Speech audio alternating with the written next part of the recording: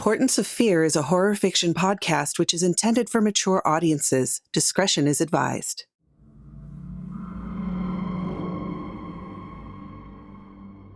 Welcome, Fearlings, to another weird and horrifying tale made just for you. I am your host, Michulhu, and I'll be your guide into the macabre and mysterious. Tonight's story is Balor. Pete arrived at the lighthouse at 4 p.m. sharp, an hour before sunset. Being on time filled him with pride, so much so that he'd tell everyone he met how important it was. The paper in his pocket held the instructions on what must be done. He pulled it out and looked it over carefully, but he didn't need to. The Samhain ritual was well known, another point of pride. Shoving it back in his pocket, an ill thought crept into his head. Run. Run as fast as you can out of town and never look back. He took a deep breath of late fall air and pushed the thought away. The wind battered the lighthouse. A white cyclopean spear tipped with a giant Fresnel lens. It thrust up into an ominous gray sky. The light always shined, even though no ships passed this way anymore. The building vibrated with supernatural energy. A chill went through him. It felt like a dead man's fingernail down his spine. He knew that the night would bring about a death, maybe his own, as he looked at the lighthouse. Run, whispered in his ear. He willed it away. The sea tossed with an eerie blue-green glow beyond the bluff. The energy was dark and brooding. A blizzard was coming. But not any blizzard. A Samhain blizzard brought on by the thinning of the veil between our world and the other world. These storms start in the Plain of the Dead and swallow the town each October 31st. Pete looked at his watch and noted with annoyance that his coworker was late. It was 4:05 p.m. He grimaced. Maybe they ran, he thought. It wouldn't have been the first time. The thought of facing the storm alone grabbed his stomach and squeezed. He felt ill. The word run floated to the tip of his tongue. His finger muscles quivered and twitched. He tried to reassure himself that it was all going to be okay, but it didn't help. Popping open the trunk of his car, he grabbed his backpack. There wasn't a lot of time till the weather turned sour. First, there'd be a somber deluge. By midnight, an unholy blizzard would be pounding the cliffside. It was the witching hour he feared most, but he had to do this. He swallowed hard. The first drop of rain landed on his forehead. He picked up the pace. On his way back to the car, it started raining in earnest. His partner, whoever they were, hadn't arrived. He wondered what kept them. He imagined them screaming down the freeway as fast as their car could take them. But right then, a flash of high beams appeared heading towards the parking lot. Pete recognized the car instantly, and all the color drained from his face. "Hey, Pete, sorry I'm late." Liam Murphy jumped from the car. He looked like a young wolf ready for anything. Pete just stared for a second, wondering what he'd ever done to the fates to deserve this. The word run faded quickly and was replaced with a feeling. Panic. "What's wrong, man? You look like you've seen a ghost. You all right?" Liam asked. Panic twitched his eye muscles. Suddenly, his wool coat felt like an oven. He tried to recover his composure. Nothing. I thought it'd be another old geezer like me." "Liam, why are you here?" "The lottery pulled my name, I guess. The town council keeps it all secret for some reason. Got the letter 2 weeks ago. I'm an adult now, remember?" The rain fell with stinging cold, but Pete had gone numb to the outside world. Everything was muted. "Yeah, but they usually don't have kids your age come do this. Sorry, young adults. You should go home. I'm sure it was a mix-up. You're too young to—" A dry patch the size of Death Valley formed in the back of his throat. The words choked off. "Too young to die?" Liam finished the thought for him. "If I left, I'd be disgraced, and then next year they'd throw me off the cliff anyway. I appreciate your concern, but I was chosen, just like you, and I have to see this through no matter the outcome. Come on, we have a lot to do before midnight." The older man stood gobsmacked. As Liam passed, Pete's eyes filled with tears. He'd hoped for a 50-50 shot to survive, but now? This was a day of reckoning. He turned and followed the boy. The interior of the lighthouse reminded Pete of a picture in a country living magazine. Every summer, the community came together to repaint and repair it. Pete smiled at the thought of those warm days. Good food, music. Samhain always seemed a million miles away in June. He looked at his watch. It was 5 p.m. It would be dark soon. Ducking into his room, he pulled out his phone. No bars. His blood pressure was set on fire as his body filled with anxiety. The town refused to pay to get a Wi-Fi tower nearby. He went to the old landline in the kitchen. No dial tone. "Dude, what's wrong? You're walking around like a zombie." Look, I understand that you want to do your duty, Liam. It's a fine thing to be so civically minded and all that, but you're 19 and you have a whole life in front of you. I won't try to send you home, but I'm going to be the one that Balor takes tonight. I want you to stay in your room and wait till morning. Please. Why do you care so much? My own mom and dad were proud that I got picked. Said it was a great honor. I'm ready for whatever happens, Liam protested. Pete started wearing down the floorboards. What words would get this kid to listen? He remembered being that young and stupid. What about the truth? He started to speak, but then his mouth said something else. Fine, have it your way. I'm going to get dinner ready. The two men sat at a small table in the kitchen eating baked chicken and peas. Liam tapped a subconscious SOS. It's not too late for you to get in your car and leave, Pete said gently. I'm a little nervous, sure, but I'm ready to face death. Why do you keep going on about this? We all know what being born in Hidden Bluff means. The truth, you idiot, but the words wouldn't come. I don't want to fight, but I know for a fact you're not ready for tonight. Once we walk out to that cliff and start the ritual, you'll never be able to forget it. Something changes inside a person when they see Balor close up.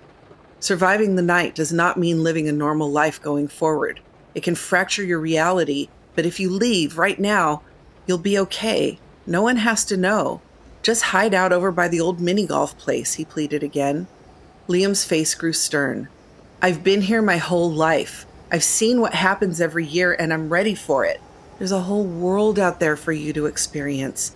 Why not go see it before you condemn yourself to possible death? I'm staying. With all due respect, Mr. O'Brien, drop it. Liam got up, washed his plate, and went back to his room, slamming the door behind him. Later, Pete climbed the corkscrew stairs with Liam close behind.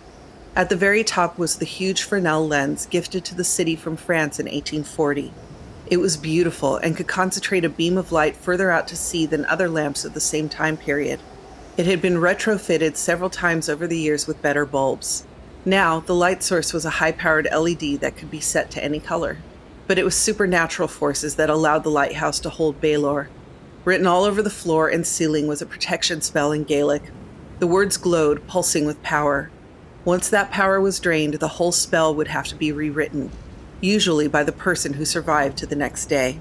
Pete looked over every glyph and sigil, knowing that when Balor opened his eye, if anything was out of place or wrong, the lighthouse would be wiped off the cliff. He kept glancing at Liam while he did this. The boy had no idea what he was looking at, but inspected the wording all the same. Do you speak Gaelic? Pete asked. A little, but to be honest, not enough to know if any of this is wrong or not. You should know something. You're not trapped here like the rest of us. You can leave town anytime you want. Please, leave while you still can. I can't tell you any more, but you have to trust me. What are you saying? You can't tell me what? Liam asked. Right then, the first bellow signaling Balor's arrival sounded. Damn it, too late now. They looked out to the ocean and watched as Balor appeared just past the bluff, the fabric of reality in flux just behind him. Outside, the sky roiled with freezing fury. Ice, rain, and snowbursts whipped in the wind while gigantic waves crashed into the granite outcropping, causing seawater to shoot up almost 200 feet. Standing ankle-deep in black water was Balor. He looked like a sentry facing the lighthouse, his one enormous eye still shut. He let out another roar to announce his intent to destroy everything in his path. It could be heard miles away. Lightning streaked across the sky in an unnatural emerald hue, backlighting his monstrous silhouette. The people of Hidden Bluff peered out from behind their curtains to see him, if only for one horrific moment. Some started to cry while others prayed to the Christian God for protection. Pete and Liam threw on their winter gear and headed out into the eldritch storm. A lead line connected the lighthouse to the top of the bluff. Pete snapped a second safety rope between the two of them so they wouldn't be separated. The gale-force winds pushed them in all directions as they started walking. The giant didn't move as they approached. Balor gave off a dark energy in waves. It cut through everything else and caused Liam to throw up. His organs felt like they were turning to jelly. They reached the cliff and got a full view of hell on earth. Ghosts of Balor's victims from 200 years past screamed like banshees in the wind. They cried the immortal torture of lost souls. The wail was heartbreaking. Liam averted his eyes. You can't look away! This is what you said you were ready for! You must look at him while the ritual is done or none of this will work, Pete yelled. Liam nodded and looked up into Balor's stern countenance. Balor, I'm Pete O'Brien, and I'm Liam Murphy. We're here to stop you from taking the town of Hidden Bluff. You are not welcome here. You have no right to curse this place or us. Return to the other world. Then they spoke the ancient words of magic. Nothing happened. Why isn't it working? Shouldn't he be opening his eye to destroy us? Pete hesitated, but there was no other choice. You have to use your true name. That is my true name, Liam Murphy. No, you're adopted. Your last name is O'Brien. Liam didn't respond. Hey, you need to say the right words now. Come on, this storm is going to kill us. Liam yelled the same spell, but used O'Brien instead of Murphy. Reality became fluid around them as Balor opened his eye. 2 red beams of energy, one from the lighthouse and one from Balor, shot out and collided overhead with a thunderous clap. Okay, let's get back inside. But Liam didn't respond. Pete pulled him along the lead line back to the lighthouse. The ruby beams from the 2 titans blazed overhead. The heat emanating from them started to melt the snow. The beams of light gleamed through the windows, bathing everything in ruby. Pete sat Liam down and got him something to drink. You okay? Pete asked. He placed coffee in Liam's hands. No, I'm not. You're the only O'Brien left, right? His voice quivered. Yes, Pete replied. So you're my dad? Yes, Pete replied. Who else knows? Everyone, of the adults at least. I should have told you years ago, but I was ashamed of what I'd done. After your mother died, I thought you'd be better off with the Murphys. I couldn't be the father you needed. I'm sorry. Who's my mother? Her name was Maggie Black. There's no family with the last name of Black in town. Her family immigrated from Aberdeen to the U.S. in the 60s, I think. I loved her more than any other soul on God's green earth. Until you were born, that is. I didn't think outsiders were allowed to move into town because of the curse and all that. Why have I never heard of her? I'm so confused. No one talks about her. It's too painful. But I should have told you. I went off the deep end pretty bad when she died. Giving you up to the Murphys made sense, but the guilt was horrible. They kept me updated on your progress, but it's not the same as being there every day. I'm sorry for that. I do know they love you very much. Was I born here? No, you were born in New York, Pete said. Does that mean I'm not under the curse? Yes. That's why I told you to leave earlier. You can go anywhere you want. At least you could have. Once you spoke your name to Balor, you became known to him. I tried to tell you several times. Then when I finally did tell you, you didn't believe me. And then Balor appeared. The town picks old folks like me to be the sacrifice. We've had our moment, so it's not that big a loss. That's not true. The kids hate Samhain. We always lose a parent or a grandparent. Now I'm going to lose you before we have a chance to get to know one another. Or you're going to lose me. I'm sorry. It's all I've been thinking about. I didn't know how to handle any of this. That's clear. We have a little time before midnight. Tell me about my mom, Liam snapped.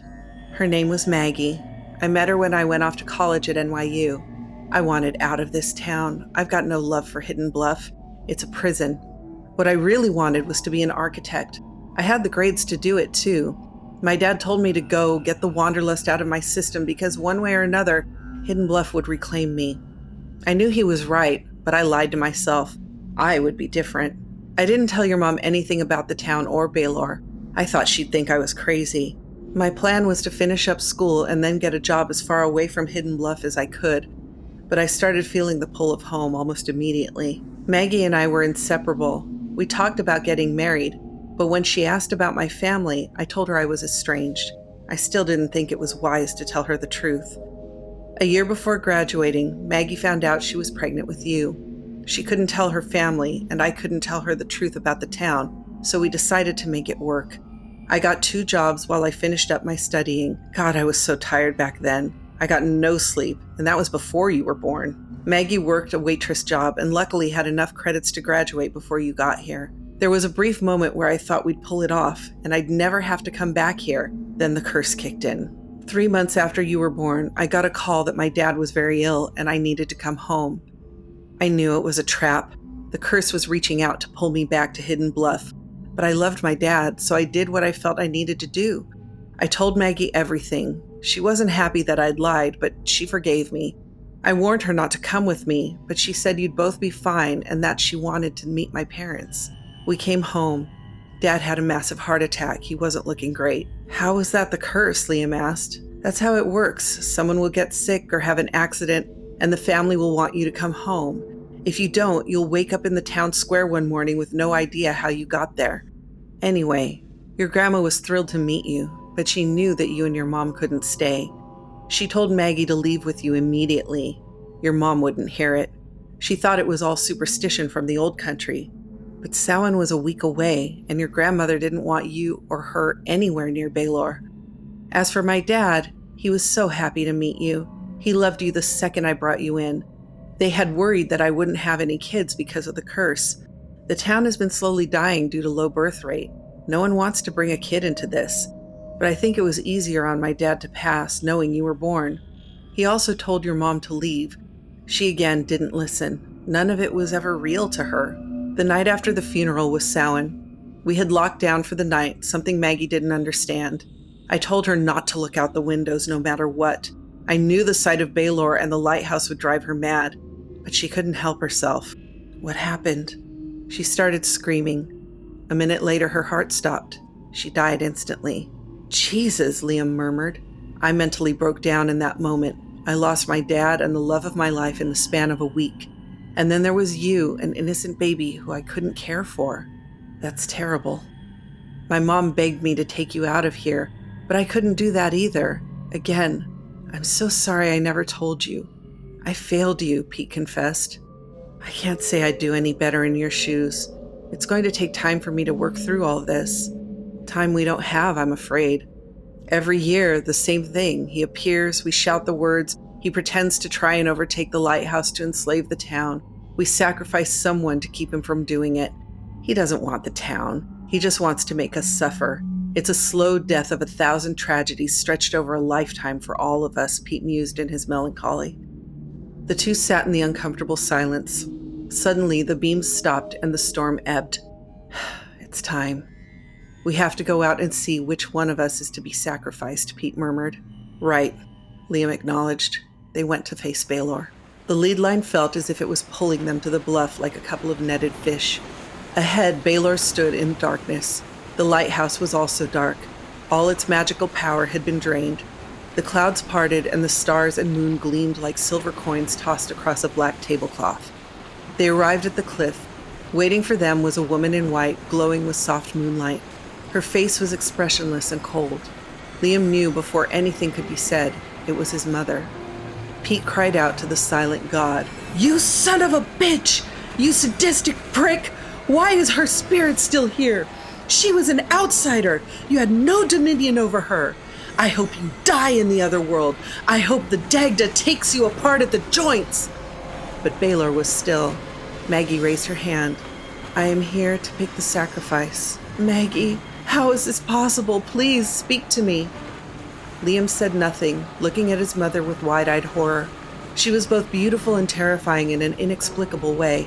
His breath held like lead in his chest. "Mom, I love you." She looked at him for a moment as if to study him.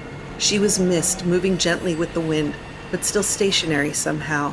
"My curse for not believing was having to choose between you and your father. And I know your father would want me to pick him," Maggie said coldly. She continued, "But I may give up my soul for a gift to you. You may leave this town and be free." He looked at Pete, who smiled and gently nodded his head. Liam walked away. He glanced back just before reaching the bottom of the hill where the parking lot was. They were all gone. Were they ever really there, he wondered? He got in his car and drove out of Hidden Bluff. Liam got one last gift from his mother. Would you try to run from Hidden Bluff? Tell us in the comments. Make sure to like, subscribe, and ring that notification bell so you don't miss a single terrifying story. Want more horrific stories? Click on one of our other episodes on your screen now. Good night, Fearlings. Sleep well, if you can.